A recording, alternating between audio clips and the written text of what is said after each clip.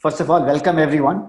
A special welcome to the people who are on the screen, and I'm going to give some context to this chat today. So, the intent of this discussion and this series is actually to allow for discussions on some very specific topics on SaaS. These are not meant to be rags to riches kind of story that, look, I was that small, didn't know anything, and look how great I have become now kind of story.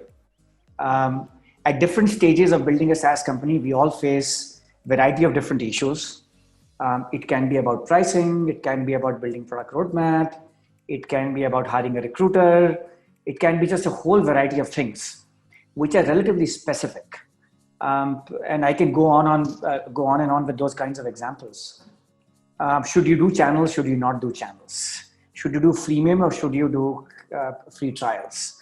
There are just a whole variety of topics that I think repeatedly show up in the journey of a SaaS entrepreneur. And the intent was therefore to not keep this to be a GAN session.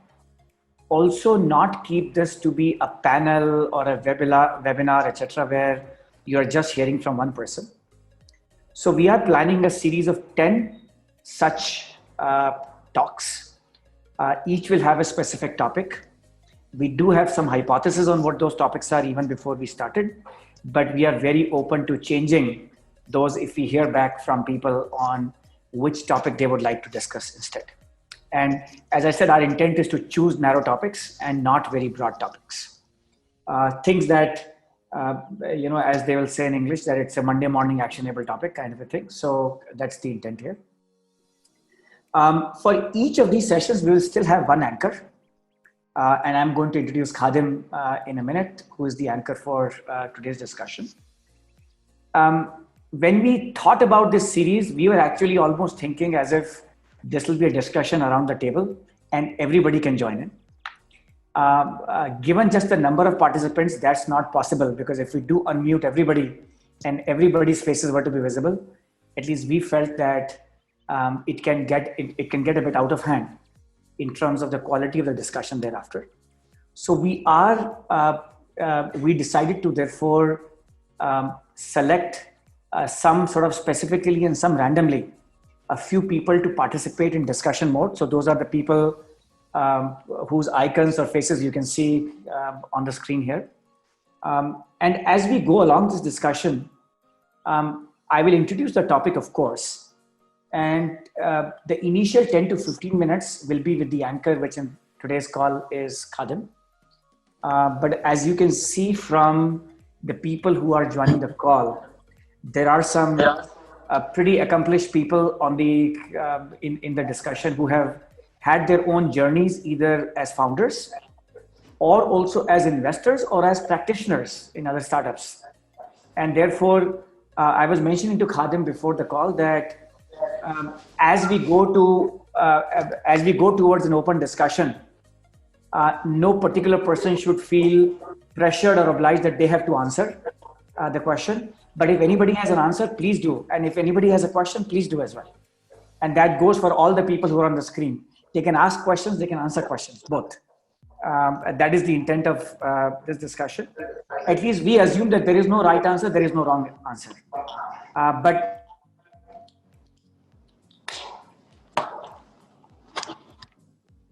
Alok, we can't hear you.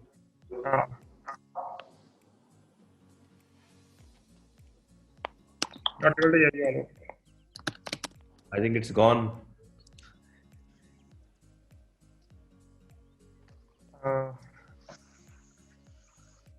Alok, try with the laptop audio, if possible. okay, can you hear me now? Yeah. Okay. That's the beauty of, I guess, the virtual world. My apologies. I don't know where I got lost, but I was saying that all the participants on the screen should. We lost him totally now. We have lost Alok. So let me continue regarding what our objective was. So Alok was mentioning that all the participants on the screen can answer the question, ask the questions, and audience can also feel free to ask questions by raising their hand. We can allow them to speak as we move forward in the discussion. So we wanted it to be more like a open discussion question answer format rather than just few people speaking. Yeah, Alok, sorry, you can continue now. Okay, good. So no, I'm just going to introduce Khadim at this point in time. So just for context, Khadim is the co-founder and CEO of Whatfix. Whatfix is a company in the digital adoption space. And to put it simply, if you look at enterprise applications or actually any application, even applications have become so complex that to be able to use them for many users, it's a challenge. And I always think of Whatfix as essentially a Google map inside of these applications. You want to do X from the current state, as opposed to somebody just reading an article and then coming and doing sort of navigating yourself. It is giving you a click by click direction to get to sort of where you want to get to. I know it's a very simplistic explanation. Khadim is almost laughing at me that this guy hasn't learned in 6 years still what we do. So I met Khadim 6 years back, actually 6.5 years back, and have had the pleasure of partnering for the last 6 years with him. So with that, let me introduce a topic also. At least for me, most of the SaaS startups that I have worked with, I find that founders, of course, have a notion of the pain point they want to solve. Of course, the solution that's going to solve that pain point. But at the same time, you also need to figure out which market are you going to go and target. And as you can imagine, this is not a one-time decision. It's not a one static call that you need to make at the beginning of your journey. That is a call that you need to make throughout the life of the startup. And as you begin to disaggregate, there are a lot of variables to it. It might mean whether you want to go towards larger companies, smaller companies.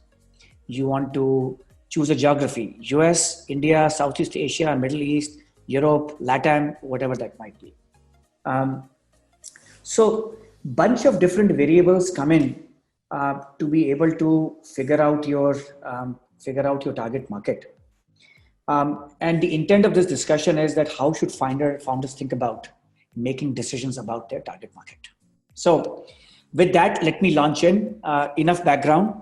So Khadim, these first few questions are directed at you before we open up to everyone, which is that when you started the company, and this of course predates even at least me getting to know you, what was the definition of the market that you wanted to target?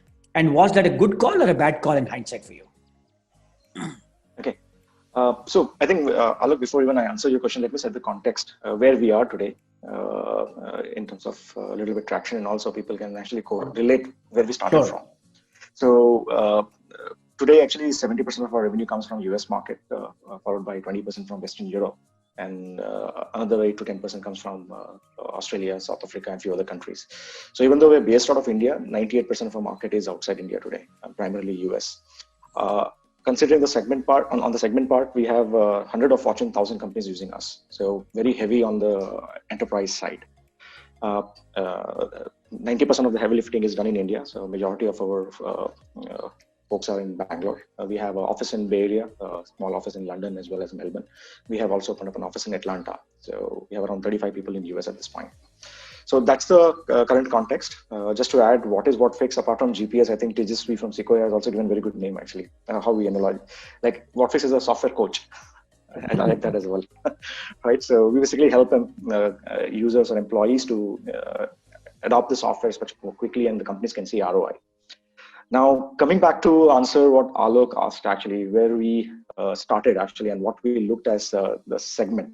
So Whatfix actually was born as a byproduct of something else we were working on. So we were working on solving a traffic problem or SEO social media problem for small businesses.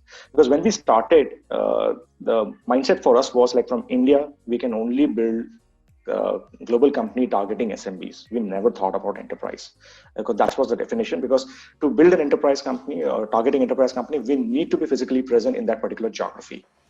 And we wanted to go global. So we thought, okay, that's the only way we can do. And that's how the initial focus was going behind small segment, do it yourself, long tail. So what we were trying to handhold the users of that previous product, and that's where Whatfix was born as a feature or as a byproduct, like how we can handhold and make that product self-serve. A lot of people appreciated that particular feature, and then eventually that Whatfix was born as a community platform, and gradually it went into a small business. How we started, initially we thought, okay, our target segment would be only, or we visualized the only users for us would be the SaaS companies. SaaS companies, which is like 50, 100 employees, who would actually use Whatfix to handhold their end users, get those initial conversions, improve onboarding, and so on. So we started reaching out to those all SaaS companies, and that's how we launched. We got first 10, 12 customers, and after that we raised our seed round. So that was initial one. Now, when you talk about product market fit, when you get 10, 15 paying customers, we think that, okay, product market fit is achieved, and now we can scale. But I feel the product market fit is also moving target, right? I think every year or every few quarters, we keep discussing, okay, is this the one, or should we think something differently, or we narrow down, or we expand and all. So that kept on happening for the last 6 years, actually. So if in hindsight, if I want to comment on what you asked, like whether it was a good call or a bad call, it's hard to say, all right? We got that first 12 customers, we got our seed round, it just helped us to launch. But if we would have continued in that same segment, maybe we most probably, or actually 100%, we would have plateaued at maybe a couple of million ARR at max, right? So now you consider that product market fit, but that was product market fit to reach maybe 1 million or 2 million at max. If we would not have kept on elaborating our market, or narrowing down our market, or changing the focus to adjacencies, maybe it would not have been possible to reach where we are today. Yeah, so that's in a nutshell, maybe to answer Alok. Fair point. And I think for the benefit of the audience, I'll probably insert two sort of factoids here. At the time, I remember I had a chance to partner with Whatfix. The ACV was close to almost $1,000 at that point in time. It was, so when Khadim is using the word SMB, we are really talking of very small ticket sizes, at least back in 2014. I also remember a lot of discussions in the board alongside Ashish Gupta of Helion, where we were debating, is it SMB, is it large enterprise? And I remember Ashish used to always say that I see this as a large enterprise product. And I used to argue vehemently against that fact that no, it is, I think, an SMB product. Of course, over a period of time, I've learned that entrepreneurs should always do exactly the opposite of what I say. But Khadim, you did refer to the fact that if you had stuck to what you did, you would have had headroom for growth issues.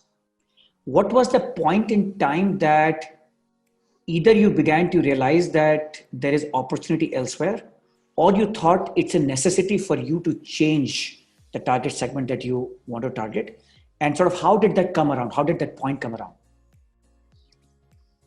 Yeah. So maybe two or three actually different pointers which we got while working with this particular segment actually, right? So when you look at this, maybe companies which are sub $1 million, a couple of $1 million, I think every company is focused on growth. Everybody wants to grow as fast as possible. That's their prime motto. And when Whatfix goes and says, okay, I'm going to help you in simplifying your onboarding, or I'm going to help you in reducing your learning period of your customers, or support tickets if I'm going to reduce, I think that starts getting into the nice to have mode, right? That's one. Second, this particular segment where you're going and selling to the product owners, which is helping the end users, they always have different plans of onboarding. Like they keep thinking, okay, I will create some wizard, or my product is intuitive enough for onboarding per se. So again, that points out to that, okay, is it a nice to have, or is it a must have for them? It's a must have from the requirement per se, but would they like a third party product, or they would like to build something, or they would like to simplify their own user experience? So these are the pointers when we started discussing with several product owners in that particular segment, started coming to us. The sales cycles were long, the price points were not growing, churn was a little on the higher side. That started made us thinking, okay, is this the right segment? And when we started looking at, okay, I think we need to go enterprise. Now, again, for going to enterprise, when we since we were sitting out of India, again, the perception was always like, okay, enterprise means you need to be physically present in US if you want to go to US market. So we thought, okay, we'll do SMB global and then enterprise India. That was the second part, right? So I think that's where, Alok, you were right when you mentioned that, okay, enterprise in India doesn't make sense for startup at this point, right? That was 4-5 years back. Things might have changed today. But we did try. It was hard. Cycles were long. There was a lot of response pressure and all. But at least we realized that there was some better resonance of the problem statement. There were some different use cases were coming up. Like when we were targeting end users for a SaaS, now there were large companies which have few thousands of employees. They had hundreds of millions of dollars invested in digital transformation, in deploying a lot of enterprise softwares like CRM, ERP, supply chain, and so on. And they wanted their employees to use them efficiently so that they can get an ROI of those investments. So at least we identified this as a different set of a use case. And we resonated that companies can easily spend a lot more than what we were thinking in the previous case. So we did try that Enterprise India. Again, we had our set of own problems there. And later on, we were able to actually get to the US market. Khadim, you have commented on two axes, which is both the geo and the size of the customer. Did you ever think that you have to be vertically focused? Vertical as in you could be focused either on, I'm just making up, oil and gas, or on financial services or something, or even a horizontal HR, CRM markets or whatever. So was that ever a consideration?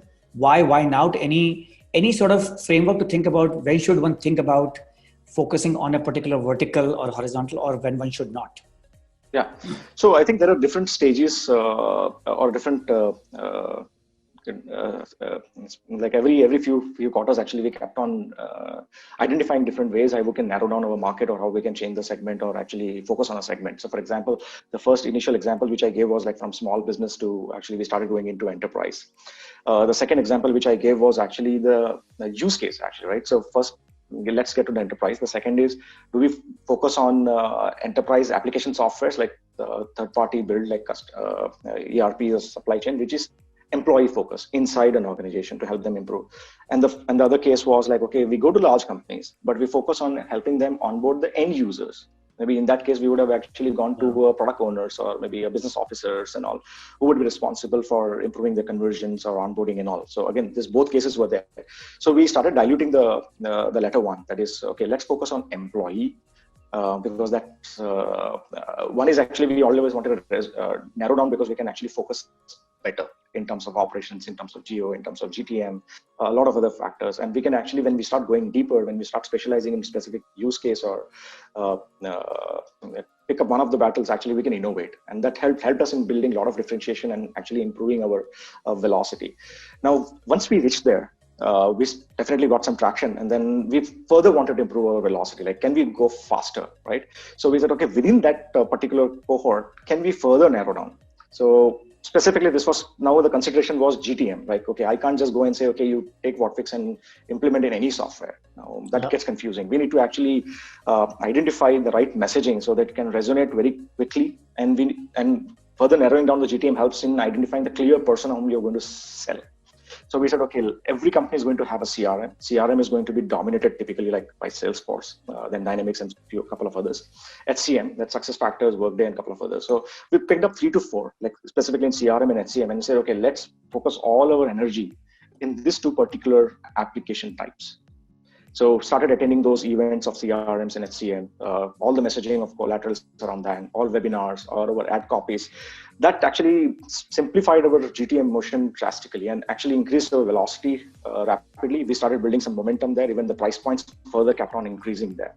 So segment, use case, then GTM, and now even today, after reaching this particular scale, whatever we still actually debating now further within that. Actually, can we go to industry segment as you asked? Like, okay, can I go and solve a transportation use case? Because we have like 400 customers. Like there are several of them top-notch customers from logistics, from transportation, from finance. Can we pick up one industry and really go deeper and build those use cases, build those messages and all, actually, and we can really go faster and faster there. And also going very, very narrow and use case specific, we can actually talk in the language, right? I can go and say transportation. Okay, if you're taking 1 hour to fill up your logistic information, I can squeeze it down to 10 minutes.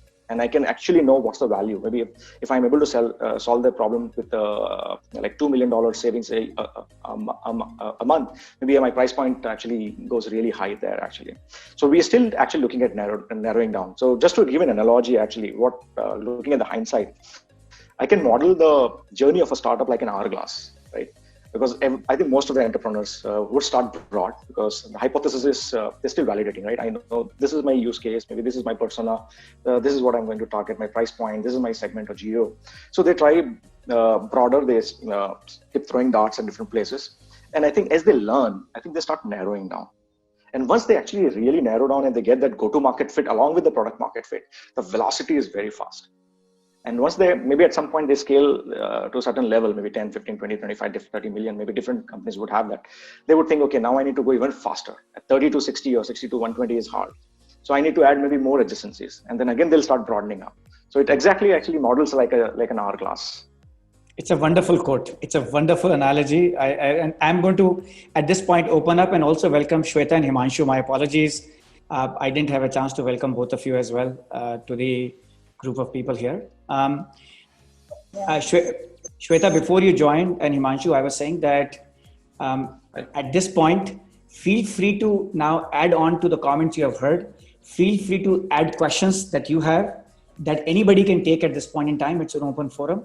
I also want to tell everybody that all the participants, and I know that we can't have more people on the screen, but Naman, I'm assuming they can either raise their hands or put something on the Q&A, and we'll pick those up and leave it to anybody within the group here on the screen to take those questions also.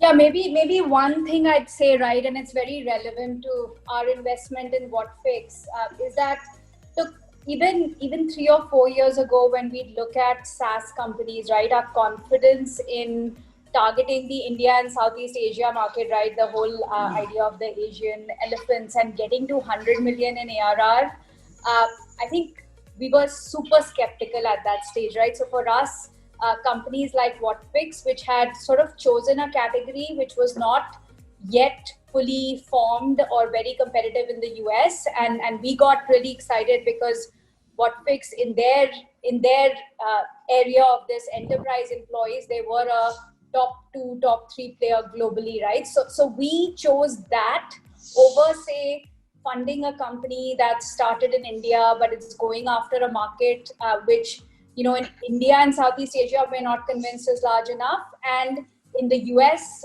or Europe, yes, it's very large, but look, they're already established players. So do we have the stomach to back that competitive GTM, right?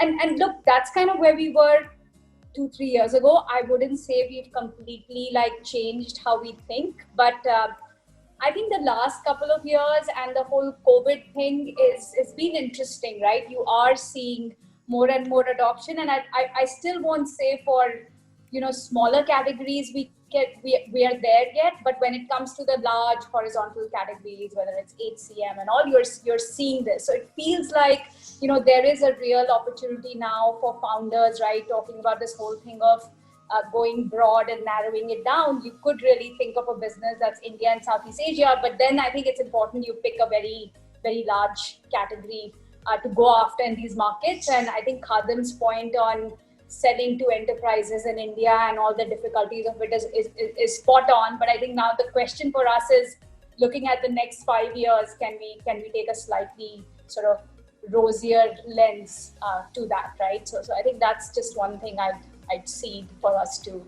talk about. So Alok, maybe if I want to add on the TAM part also, right? So when we were in the initial market segment, actually, that SaaS business and all. So at that, with considering the price point, what we are looking at, we thought, okay, there are 10,000 companies globally with XYZ price point. Our TAM was coming maybe $150, $180 million. Right? So a lot of VCs and all told me, okay, Khadim, you guys seems to be smart. I don't know whether they really meant it, but you should do something else. Don't focus on this business. You won't be able to make a large company out of this. So, but then when I think in hindsight again we realize that we can be able to solve the problem when, even if it's a small narrow point. I think there is always a large adjacencies to that, because we never visualize the problem what we are solving today, maybe 5 years back actually. And when we now actually look at the same product, when you just tweak it a little or package it in a different way and sell it to this different use case, now looks like every enterprise is a few $1 million potential to us, and suddenly the market TAM looks like 8 to 10 billion. And now then with the same use case with a different pitch, I go to the investors, they say, okay, let's not discuss about market, we know that. Let's see how we can crack that. So it's just sometimes adjusting the use case. We can model it like it's going narrow, but when you're actually going narrow, you're identifying the bigger pain points, and actually the TAM might even increase. Yeah. So I want to bring Shubham in here. Sorry, I have a question for him. I know, Shubham, you do early stage SaaS investments. And by the way, for everyone, Shubham is part of Matrix. And you've done a bunch of SaaS investments in the recent times as well. Khadim talked about the fact that startups usually begin by a large sort of scope, so to say, where they're trying to figure out which market to target, gradually go narrow and narrow. I'm presuming that as you go narrow, your time is getting smaller and smaller in some sense too. And then at one point you begin to expand again once you have sort of gone to a certain scale. In your lens, as you are evaluating, because a lot of people attending today, I'm sure are early stage entrepreneurs as well. How are you reconciling the focus and the TAM question together? Because VCs typically, I'm assuming, I'm putting myself as an example, we want large TAM and a very focused strategy, both. So how do you reconcile this? I think it's a very good question. When people talk to us that there's a huge market and we are always looking for we call it thin edge of the wedge, right? That's a popular VC buzzword these days. I think again, depends on the segment, I would say, SMB or enterprise and so on. But broadly speaking, I think that one use case is very important, because else, it's very difficult to differentiate. I think what we look for is that one use case which will get you in. And typically, as you know, Alok, this is how land and expand. I'm sure Khadim can mention that on how he has landed and expanded in his companies. We believe that if you have a good product to enter the organization, then the adjacent market has to be quite big. So enter the market with one problem statement, do it really, really well, and then land and expand. And if we see that clarity of thought, then we always get excited. Now, I also mentioned that a couple of times the TAM looks very small. I mean, recently we did an investment where TAM looks quite small actually. But we are fairly comfortable that the adjacent markets, once you enter, can be fairly big. So I would say rather than focusing on the TAM, I would rather focus on that sharp use case which can get you first few customers. And actually on that point, I want to ask a question to Khadim. If that's okay, Khadim, if I have to start an enterprise startup today in India, from India, how do I get my first 10 customers, right? At least to validate the problem, because getting that first 10 customers, conferences, LinkedIn, cold reach outs. How do I validate the problem? Because I might be shooting in the dark for first year or so. And as you rightly point out, that Indian enterprise customers sometimes might not be the best people to check my problem. And so maybe I'm just solving for the wrong person, right? So how do you, given your 6 years of experience, how do you start today? If you were to start Whatfix today, for example, right? And just validate your problem. So Shubham, actually, telling this is the 1, 2, 3 steps and everybody has to follow. That's actually completely wrong, because every problem is different. Every market is different, right? So every company has to evolve differently. So just to give you one hypothesis, actually, again, because this question comes very often to me, like, okay, how come you were able to solve or crack India enterprise in US sitting out of India? Because most of the customers enterprise globally, we were able to do it. So when I start connecting the dots, actually, right? So let's visualize, there's a very well-defined category like a CRM or SCM or something. And a VP sales in a large organization, let's say a Coke or General Motors, any large company wants to replace their CRM stack. Now, they're not going to Google it, right? Like, okay, which CRM I should use? They know, like, okay, there are 3, 4 top in the world. They would ask their procurement guy to raise an RFP. They would talk to maybe KPMG or Accenture, Infosys, suggest to send a proposal and all. So it's all well defined there, right? What's the stack? Maybe I need to pick up one of those guys, big guys, right? Because it's a $15, $20, $30 million project and all. Let's say they deployed it. And now the world has changed in the last 10, 15 years. The whole new stack has come in, and now they want to actually make sure that employees are utilizing that. They've done the classroom trainings, they've done sender manuals and all, but world has moved on demand, just in time. A lot of things have changed around in last. People are not picking up those, right? People are not utilizing that. They have done all the traditional stuff. So that's where the maybe BVP learning or a CLO will start looking at, okay, what's the best way to actually make sure the change management happens? And at this point, the old category, old way or traditional way is not working. They need to figure out a new way. So they might talk to analysts. They might look at the events. They might talk to their colleagues. Maybe they may Google, or they might look at, again, talk to Accenture and all, what other companies are doing. And that's where a new category or something like Whatfix is there. They might even reach out to you inbound. They might reach out to you via partners. They might reach out to your analyst, because there's no one occupying the mind share. So once the category is very well defined and there are 3-4 top enterprise players occupies the mind share, you need to think a little differently. But when it's a new category, I think you have a benefit of something like what Whatfix had, even getting an inbound from Fortune 10, right? And maybe then there's a scope of 3 to 4 years. This category will get defined, and then you need to be again, you will have that mind share. So I will not have answered directly, but indirectly, it's like if it's a new category, then maybe something like what we did would work. Like start doing a lot of education, create awareness, build thought leadership around that. You would be able to. And then there are a lot of companies, actually, most of the large enterprise companies have innovation departments. Their key job is to actually pick up the innovation from the market and actually take them to the different verticals. Maybe those can be tapped. Right? When you write the thought leadership piece, actually, a lot of people will start looking for you. Be present in those events, or maybe you would be able to pitch them quickly. We were able to build a good relationship with analysts, right? So analysts will actually pitch to some of the enterprises when they talk about the problem statements. Alliances, right? When we talk about in our particular segment, like CRM, HCMs, and all the softwares gets deployed as per the needs of this organization. So they get customized a lot. So when they do this customization and deploy this enterprise softwares, they can actually recommend Whatfix as a change management solution on top of it. So there are several ways we were able to do it. I think depending on the category, depending on the geo, I think it might have to be tweaked a bit. Yeah. Khadim, if I get the question correctly, I think a lot of the large customers began to come when you had moved some distance in your journey. At least underlying your question, Shubham, if I'm not wrong, you're saying that if let's say large enterprises are your natural target customer segment, right? As you are building and creating the initial product, how do you get the initial customers? Because that may require feet on street as well to acquire those. Exactly. And as a startup at that size, getting those large customers to validate your product can be very hard. I have some thoughts too, but I wanted to check. I know Venkat, Himanshu, Karthi, we have three other founders on the call here. I don't know if any of you have gone to market initially or even later with large enterprise-centric products. And if so, how were you able to validate your product? Because it's a bit of a chicken and egg cycle for startups to target these large enterprises. Right, Alok. So, okay, let me start off. So hi guys, I am Himanshu. I'm the co-founder and CTO at AI Pilot. And we are essentially a deep tech startup based out of Singapore who help the FMCG companies in generating new product concepts. And our target customers are typically big enterprise clients, which are the FMCG manufacturers and companies like Pepsi, Coca-Cola, whose products you would regularly consume. So I would say this question is quite relevant for us. And when it comes to targeting these elephants as compared to the deers and the rabbits, I think there's this Moore's law of the diffusion of innovation, where you will always have this adoption of a particular technology being done by certain early adopters. And then of course, it will be like a bell curve where later on adopters will come into the picture.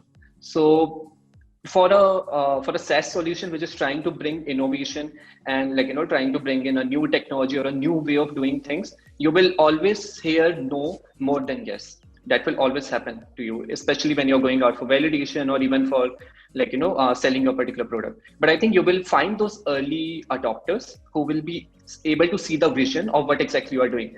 On the day zero or the day one, you will not have the final product. What you will have will be a proof of concept or a basic MVP. But then that particular MVP will be seen by your potential customers, those early adopters, in a way that they can envision the end state of it.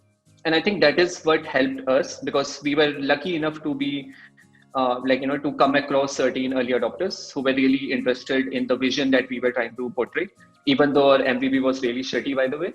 But I think that helped us a lot in getting that early traction. And now I think since we have been in this journey for about close to 2 years now, it has really helped us in determining where that right product market fit lies, right? And now I think when we reach out to the to the deers, or and not just the elephants, we are in a power position that okay, we are able to convince them more easily. Now we don't have to show them the vision. We are actually able to show them the vision using our product. So I think this definitely helps. Talking to more and more people. Of course, in the beginning of your journey, you will always face this question of doubt and no and whatnot. But I think you just have to be persistent enough to go after more and more potential customers, see who are the ones who are able to adopt you, and you will find your way through it. So I would say keep trying until you get those early adopters on, and I think from there the journey will be much smoother because these guys will help you in shaping your product. Shubham, if I may come in as well to answer your question. I was worried. I actually have one point. If you can also comment on that, is Whatfix is a fantastic example of remote selling. In post-COVID world, I think the remote sales edge of India is going to accelerate in my view.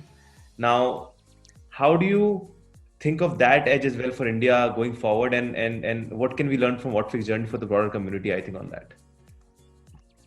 I will let Khadim answer the COVID question, but I want to answer the large enterprise question. I actually think it's a very tricky question, and I'm taking it in the context of very early stage startup. Because once you are 4 years down, I think those questions are easier to answer. Correct. But what if you are at the starting point of your journey?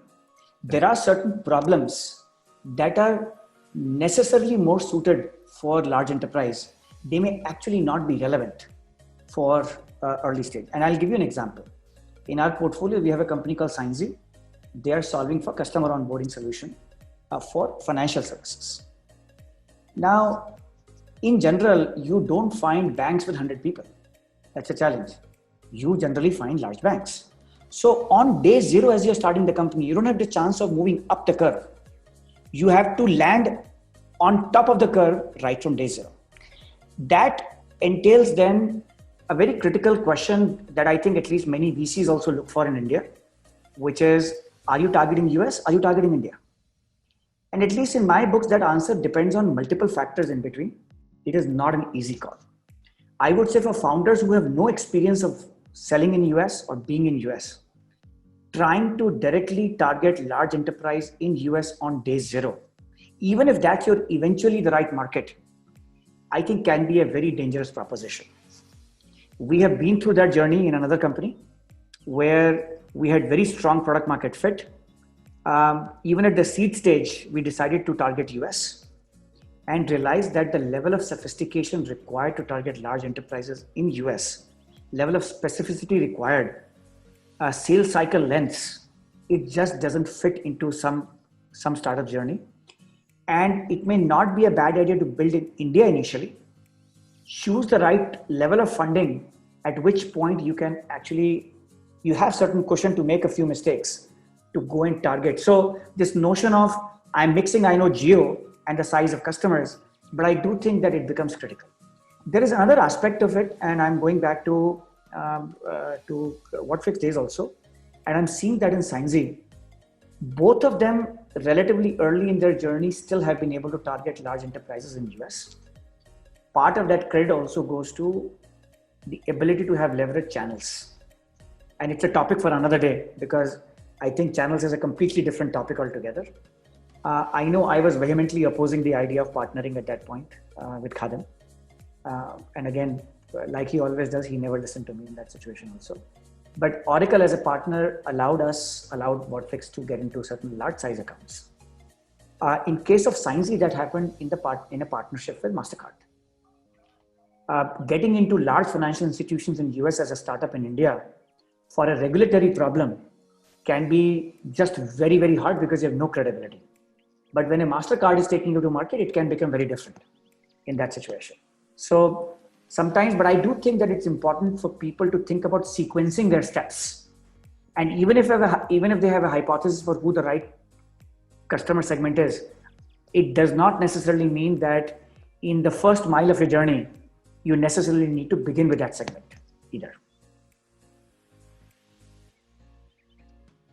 And sorry, I know you had a question for on COVID for Khadim. I'll let Khadim answer that question. So just to add to all of what you said before I answer the COVID part, I think it's very tricky actually, like where you start and where you end actually, right? Starting from India, because I've seen many times like when you start doing enterprise in India, you get into that 4-5 years trap, right? You keep doing it and then don't know when to switch over. That's really, really hard and very difficult call. But yeah, it's very specific to companies. Yeah. Coming to COVID actually, right? So I think because of lack of choice before COVID actually for us, because we are 10,000 miles away from US market or European markets and all, we have to build, many of the companies had to build this inside sales model, not lead gen, demand gen remotely, your customer success, your support, everything had to be built because we didn't have a choice, right? Because with $1 million or $500,000, sometimes angel money or seed money, you can't, as Alok mentioned, we can't set up local offices.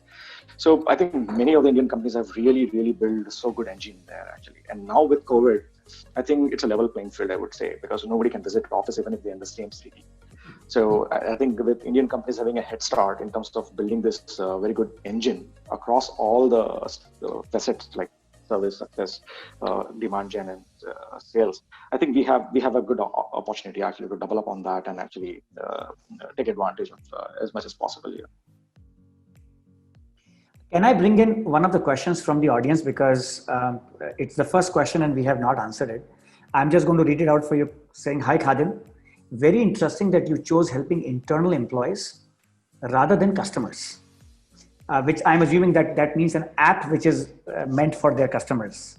I would have thought that there would be more money in being a customer enablement solution rather than an internal employee enablement solution. Any specific reason for making that choice? Yeah, so again, it depends on let's say first the segment of the size of the company which we are targeting. Let's say we're targeting larger enterprises. Now, as I was mentioning earlier, like when a CRM or ERP or SCM or any solution, when they get deployed to an enterprise company, they get customized a lot for that, right? Now that employee which I'm looking at is anyway end user for that SAPs or Oracle or Salesforce. Now, if I go to SAP and Oracle or Salesforce, the large ones, first of all, they cannot have a default bundle solution because anyway, Salesforce or Oracle gets customized in every deployment. So it has to go as a platform where they need to actually also provide a mechanism again which gets customized to each one of them, which is a very, very, I felt at this stage, which is very long or hard to sell actually, right? So instead, if I go and resonate the pain point with that enterprise and having that employee enabled, what you mentioned, I think that's the right way we thought, that's the right approach to do it. Once we solve that problem internally, let's say if I solve a problem for an employee on a CRM, there's an adjacent use case in the same company where I can sell employee's problem on an SCM. I can sell and solve an employee's problem on finance or a procurement, right? So there's a huge expansion opportunity for me after landing in one of the applications. And to solve the other problem which you mentioned about customer enablement, right? I can still go to those software vendors and actually have a GTM partnership rather than actually having a bundled version, which may again need a tweaking actually. So we have been on partnership side, we have now 2 buckets. One is we're going with this likes of Accenture, Infosys, Wipro, those kind of SIs, so that when they deploy CRMs, they can take us along. But also going to the software vendors, where actually they can recommend Whatfix as the line item, then they can go and deploy their solution so that the adoption can be improved actually. Yeah. So that's the channel it's evolving for us. Karthi, if I may ask you, I'm trying to remember, I know we have spoken in the past, it now goes back several years. I'm actually curious because yours is a very horizontal solution. And it might be worthwhile if you can describe your solution in a minute after this as well, but not now. But I want to take you back to the start of your journey actually, because hindsight is, as they say, always 20/20. You know many more answers now than you knew at that point in time. How did you make a choice? What did you say is my market? What was that segmentation? What was that definition? And how did you make that? Yeah, as Khadim also said, as you also said, we started very differently. We were just a tool. In fact, I had a talk with Alok in a startup period, and he said, "Hey, I think you may conflict with Whatfix."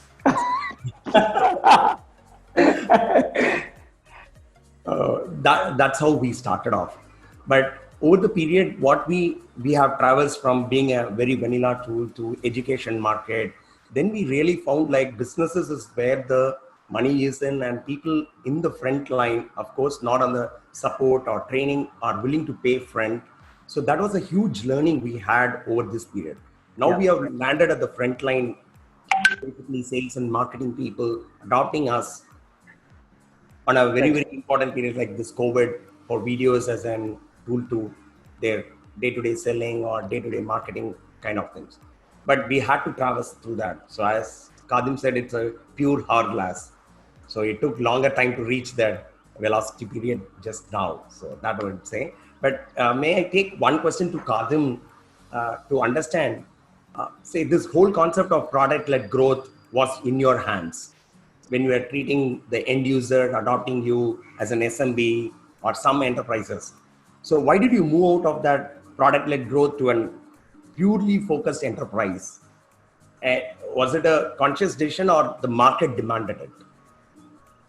So one is actually, first of all, we had a luxury, right? Because the new category, so every market is open for us, right? Like whether it's go to enterprise, whether go to which geo, what use case, because it's a new category. First of all, everything is open. Now, when you compare, considering everything is open for you across geographies and the segments, look at a small business SaaS company or someone where you can target the user onboarding versus, let's say, a large enterprise on a CRM. Now, when this CRM projects goes in, right? So it will be like $10-20 million project there. Okay, and when you actually are going to help them in change management or seeing the ROI on them, actually they would not mind writing you a $250,000 or $500,000 check when they're spending actually $20 million, right? And now when you extrapolate that to a digital transformation of hundreds of millions of dollars when companies are spending, you can see the pricing power actually, or the value you can derive out of that for using Whatfix. But when it comes to actually SMB, right? When you are small businesses specifically with a, let's say, sub-million revenue or a couple of $1 million revenue, and you're going and selling it to a product manager with an engineering team, which is saying, okay, first psychology is like typically, okay, yeah, we'll build this. We'll put 2 engineers, or we'll put 1 engineer, we'll do it, or we'll do it later, because the priorities are different. And even if I actually demonstrate the capabilities and say, okay, you're going to have a better onboarding, maybe better conversion somewhere, what would be my pricing power there? Maybe $1,000, $2,000, maybe $3,000 or $5,000 a year. Now, it's a pure math right here. Like, okay, if this market is open, and if I can land at a few $100,000 and then keep on expanding, I think that was a clear choice we had, and we made that. Thank you. Just one question I had for Alok and some of the entrepreneurs here, right? So we were talking about this whole, you start in India, pivot out to India if you're going after large enterprises, and then easier to move to the US. Now, one challenge, at least I've seen in a lot of companies we meet, is that, say you take the transportation category, right? Now, if you're going after Indian customers, you almost have to build a full TMS, because if you see where we are in the adoption curve, right, you need a very end-to-end holistic solution. But if you want to target the US or Europe, like they already have adopted those, they want a very deep point solution on top of it, right? That's your best guess. So how do you sort of manage that, right? In the early days when you're building your product, like how fast should your product be? And then ultimately you want to go to the US. So how do you manage that tension, right? And again, less relevant for Whatfix because it was a new category and whatever they were doing was relevant globally. No, it's an excellent question, Shweta. And I think there is an ideal answer, but the question is whether that ideal answer can work in the context of many startups. So in general, if the founders already have access and the ability / understanding, at least in my books, they should go to US from day zero. It is important, however, to capitalize the company rightly. I think large enterprise-centric go-to-markets will take more cash early on because even after you go through a 9-month cycle, you then do a pilot. And then it takes another 6 months to prove the pilot, at least in those stages, because you don't have references at that point in time. So it needs a little bit more risk-taking capability. And so if you don't have that, then you may not have a choice but to go via a different route, which may be sell in India first, which may, by the way, mean that you will build product one, achieve a certain scale, raise more funding, then go to US, and guess what? Now you'll build a product number 2. And let me give an example. So Notice Board started as a blue-collar collaboration solution in India. And they were targeting retail, they were targeting logistics, many other spaces. And their product allows for engagement-oriented solutions, training-oriented solutions. And I mean, literally any large startup we would go to would buy. And we said, look, let's try out the US market. And we didn't know where to start in the US market. I remember that when you have to test it out, none of the 3 founders had worked in the US. So we decided to pick 3 verticals: construction, logistics, and retail. And we said that we will send out about 50 to 100 emails each to certain executives through our LinkedIn, other Rolodexes, etc. And found that we were finding more responses and, I guess, curiosity in logistics than in the others. But as we went about satisfying or understanding their needs, we actually found exactly what you're saying, Shweta, that the depth of the solution is much higher. If you're solving the problem for a truck driver or a trucking company in US, then they want a compliance solution on top of it. Because they want only one app. They don't want 7 apps on the mobile phone of a truck driver. So there a truck driver needs to take photograph of the truck from all directions before they start and at the end. That compliance or SOP also needs to be built into your quote unquote collaboration solution.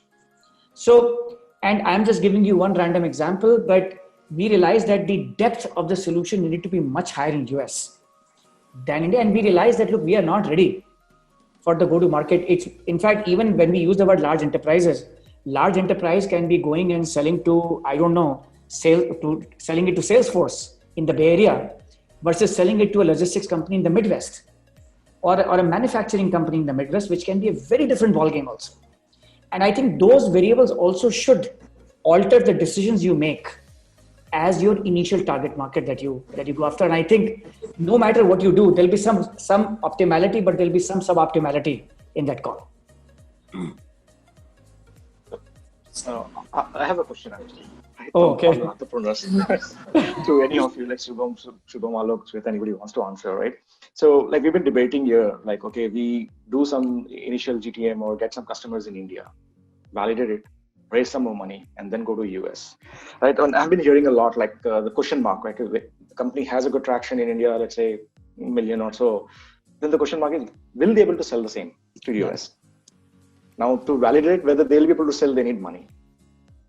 So what comes first, right? Or other ways, like, okay, go to US, maybe if possible, maybe do some SMBs and then graduate to enterprise, or do enterprise in India and go to US. How, if this kind of companies come to either of you as an investor, how would you take a call actually? And how big is the risk selling an SMB to going to enterprise for a VC? Whether I'm doing, okay, enterprise in India now, can they switch over? And should I write a check now or should I wait? Shweta is a Series B investor. She's the right person to answer this question. Yeah, no, we answer this question all day long. Look, I'll tell you a very simple lens, right? I usually apply, right? When this question comes, and again, look, I think the times have changed, right? Like companies like Whatfix give us strength and comfort that this can happen, right? So I think now we're also getting bolder. That pehle we'd say, show us like 5 customers in the US of this type and that type and this much diversity, at least X amount of revenue, then we will look at it. But now we are like, look, we're willing to take the GTM risk, but I think the big question in our mind is, look, is this a category where we can see you're doing something different? Do we have a right to win, right? Now, in some cases, it's like, okay, well, yes, MarTech is super crowded, but this company is coming from a mobile angle. And because it's coming from Asia, like they are better at doing this than anybody else. So I think those are so all our energy after that first meeting goes into understanding the market and getting comfort that, look, this is a pond we want to play in. And then it's about, can this company sort of deliver? I think that's what I'd say. And Alok, if we go to the early stage. Yeah. So Khadim, I would also say that we have also become a bit bolder. I did face that challenge both in Sciency and Notice Board. And I've always been a big proponent that unless you are selling in US, you're not real. That has been my position for a long time. And by the way, I still believe, and I know I'm shooting myself in the foot because there are a lot of entrepreneurs on this call. I still believe that it is virtually impossible to build a meaningful software company without being successful in US. What I have become flexible is when you decide to prove yourself in US. It may not need to be at the first mile. It's a marathon. You may decide to do it in the 10th kilometer, not in the first kilometer. And I will take one parallel. I think if you go back to the 70s, 80s, when companies like Infosys started selling in the US, building IT services companies, they were taking a new concept in those markets. I just sometimes shudder to think how difficult it would have been for people like Mr. Murthy or Nandan to go and sell in US a concept when India was not known for technology at all. But somehow these guys figured out enterprise sales in US at that point in time. Now you fast forward to the 90s when companies like Mindtree were getting created, or the 2000s when companies like eClerx, Mu Sigma, these were getting created. Did anybody question whether these companies will be able to do enterprise sales in US from day zero? Because customers are always there and this enterprise.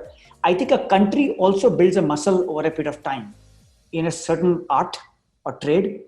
I think we as a country are also building that muscle gradually for enterprise sales in US, which we did not have actually even 5 years back in my opinion. And today I can go to a Khadim and ask him questions. I think when Khadim was starting, he didn't have people to ask those questions to. And I think those kind of things also begin to matter in an ecosystem. There will be people who have joined Whatfix and maybe looking for earlier stage startups and are willing to leave and join there too. So that talent, that advice, the confidence in the capital providers, all that begins to change over a period of time. And I think that also changes the answer to your question. So Alok, I think very good you brought up that is services companies point actually, because I used to use this internally in my company and just say, okay, just keep yourself in Narayan Murthy's foot and just go to US and say, I have 1,000 engineers sitting in India. You give me the requirements, we'll get it built. Versus go today you go and say, this is the product, this is ready. You test it out and buy it. So easy, right? It sounds. No, agreed. One other point, I know we have only 2 minutes left, because one aspect of choosing a market we have not given an explicit example of is sometimes it can be very functional. And I'm assuming that nobody from Mindtickle is on the call here. But I like the example because I remember meeting the founders back in January, February of 2014. What were they doing at that point? These guys had an employee onboarding solution, which was, if you were to see the demo, it's a learning management system, LMS, with some sort of stuff built in. But essentially, and SAP was one of their first customers, which is how I got in touch with them. And it goes back to the point I think, Khadim, you made, that certain choices of segmentation or focus are made depending on whether it's an early category or whether it's a crowded category. If you were to think of that need being served through learning management systems, that category had been crowded for 20 years by that time. Nothing new about it. And I remember that it was almost like a year-long process of conversation with those founders, and I regret never investing in them, my bad, clearly in hindsight, where we said that, look, you got to focus on something, you need to redefine your market. And ultimately they focused down to sales as a persona, saying that if we were to narrow the focus, maybe the specificity of the solution will increase to a point where it could be called a new category and therefore not so crowded, as opposed to a crowded category like LMS. And that's how sort of they got into sales readiness as a category. And even at the time they chose that market, sales readiness did not exist as a category. And that, I think it goes back to your point, Khadim, on sort of narrowing down like an hourglass. From a very broad solution, these guys became very focused. And in the early times, they even said that we are only going to go to SaaS companies to sell that. So it's a vertical focus, it's a horizontal focus. And there they became really good at that. And gradually have, of course, expanded outward from there. But sometimes that definition of focus may not be vertical, may not be geo, may not be large versus small. It may be a functional call that you may end up taking it to define your focus also. I know that we are at the end of our time. A lot of questions have come which are specifically on remote sales and pricing. And I want to apologize to the audience that we are going to take those up in separate sessions, because don't want to do injustice to topics like pricing or remote sales. I think they they deserve separate focused discussion. Given that we are at the end of our time, I want to thank everyone for joining. I want to apologize for the change of time also. It was meant to be 5 to 6 p.m. and I hope we'll hold ourselves to it in the future sessions. I hope that you guys will join in the next sessions too. The topics will be different and we will choose one anchor for each one of them and a few other people who can contribute to the discussion also. So look forward to chatting with you in 2 more weeks from here now. Thanks, Thank you, everyone. Thank you. Thank you, Alok. Thank you, Khadim. My takeaways are glass. Thank you. Thanks, everyone. All right. Bye. Yeah. Thank you. Bye-bye.